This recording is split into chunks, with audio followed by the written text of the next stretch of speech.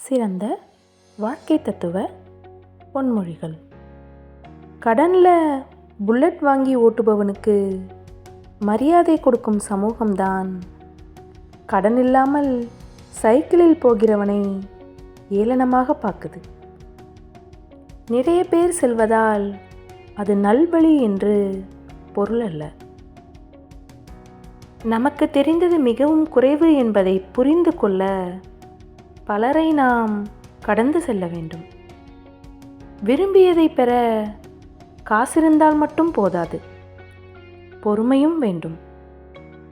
தவறு செய்ய யாரும் பயப்படுவதில்லை. செய்யும் தவறு வெளியே தெரியக்கூடாதென்றே பயப்படுகிறார்கள். உங்கள் வாழ்க்கையில் நீங்கள் மகிழ்ச்சியாக இருக்க வேண்டுமென்றால் யாரிடமும் எதையும் எதிர்பார்க்காதீர்கள். நமக்கு பிடித்ததை தான் நாம் செய்ய வேண்டுமே தவிர அது மற்றவர்களுக்கு பிடிக்குமா என்று யோசிக்கக்கூடாது. விதியை நம்பிக்கொண்டிருப்பவன் என்றும் விழிக்க மாட்டான்.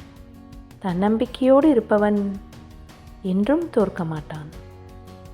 எல்லா தத்துவங்களும் இளமையிலே வாசிக்க கிடைக்கிறது. ஆனால் அதை பின்பற்ற முதுமை வரை போராட வேண்டியிருக்கிறது.